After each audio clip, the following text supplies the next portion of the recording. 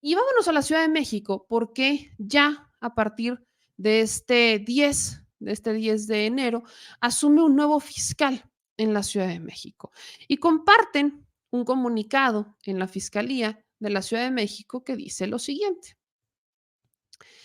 Derivado de la decisión de algunas y algunos diputados del Congreso de la Ciudad de México para la no ratificación de la licenciada Ernestina Godoy Ramos, el doctor Ulises Lara López, nombrado como Coordinador General de Investigación Territorial por Ministerio de Ley, asume a partir de hoy, 10 de enero, la suplencia de la persona titular de la Fiscalía General de Justicia de la Ciudad de México hasta que se designe a una nueva o un nuevo titular de esta institución.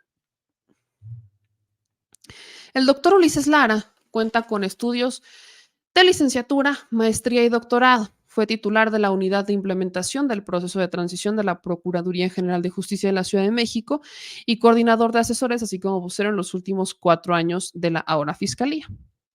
Es necesario precisar que el artículo 46 de la Ley Orgánica de la Fiscalía General de Justicia de la Ciudad de México prevé la suplencia de la persona titular de la institución, la cual recae en el Coordinador General de Investigación Territorial, sin que la propia suplencia constituya un nombramiento como fiscal general, cargo para el que la ley sí establece requisitos específicos, así como procedimientos e instancias participantes para la designación, no así para el encargo conferido al doctor Ulises Lara.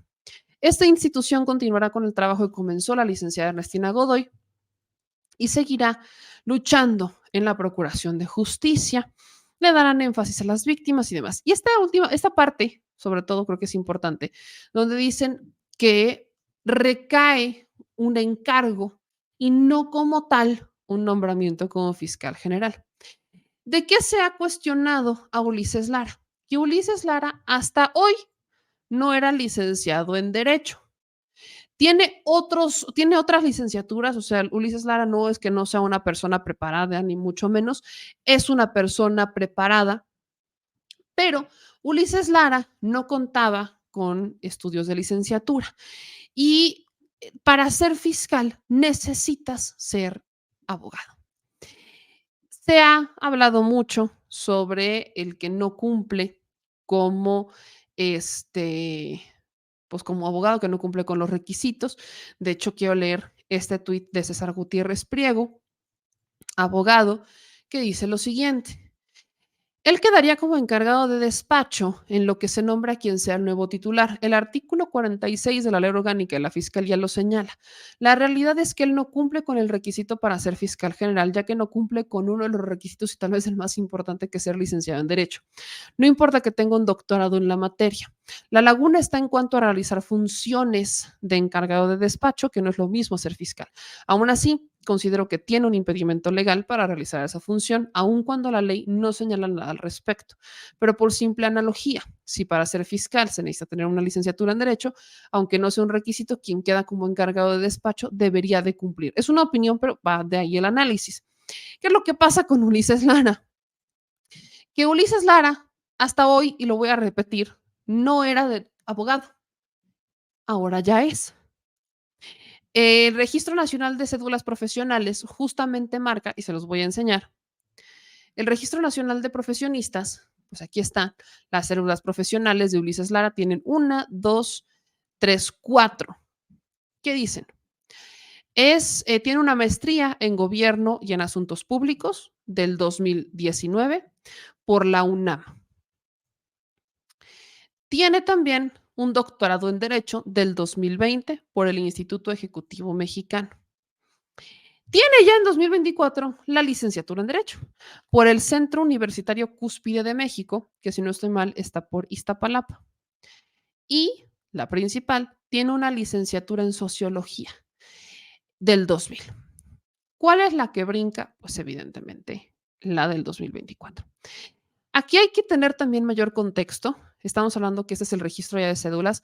Pudo haber cursado la carrera o estar cursando la carrera mientras trabajaba, pudo haber, no sé, sí, pudo haber cursado la carrera Ulises Lara como abogado y no haber hecho el trámite de la cédula hasta ahorita.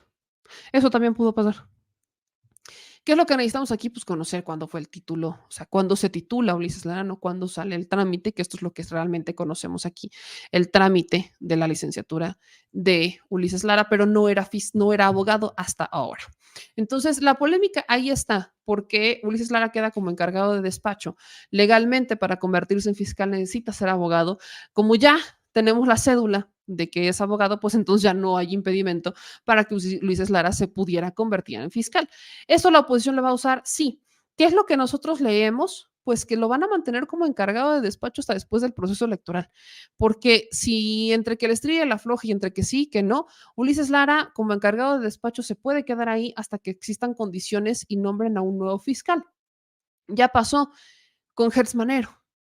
Se acordarán que Hertz Manero era el encargado de despacho de la Procuraduría Fiscalía porque Enrique Peña Nieto quería nombrar al fiscal carnal. Estábamos en un periodo de transición, estábamos en un periodo de quién iban a nombrar, a quién no, y fue un periodo largo, fueron meses los que nos tardamos con quién iba a ser el fiscal carnal y quién era el encargado de despacho de la fiscalía. Entonces, Hertz Manero. Llega Andrés Manuel, presenta la terna y votan por Hertz Manero y entonces ya se convierte en fiscal. Entonces, Ulises Lara se podrá quedar como encargado y creo que sería el camino más lógico, sobre todo cuando Morena no tiene los votos. Si no tuvo los votos para una ratificación, no va a tener los votos para que Ulises Lara se convierta en fiscal, para formalizar a Ulises Lara como fiscal, ahora que ya tiene la cédula como abogado y ya cumple con uno de los requisitos más importantes para ser fiscal.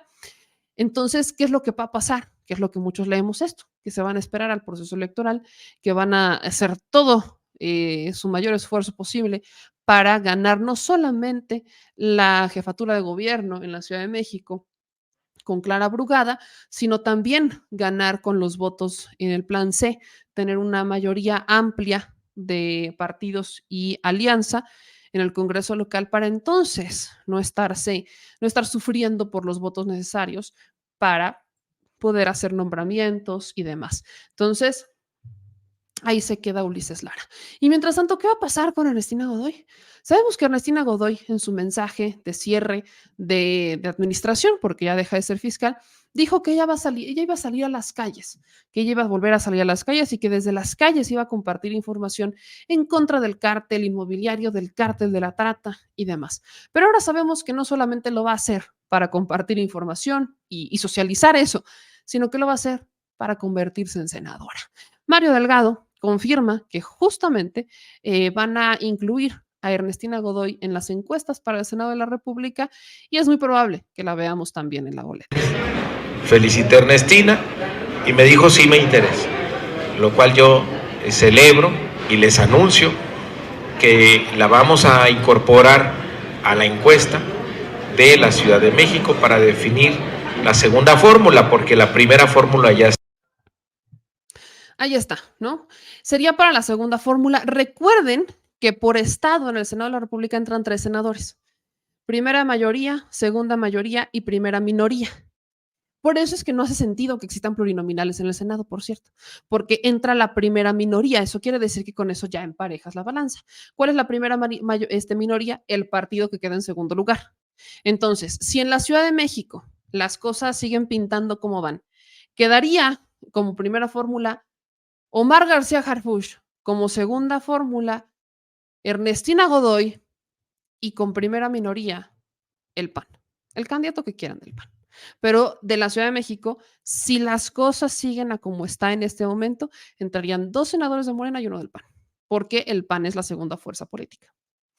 Así es como podría justamente funcionar para el Senado.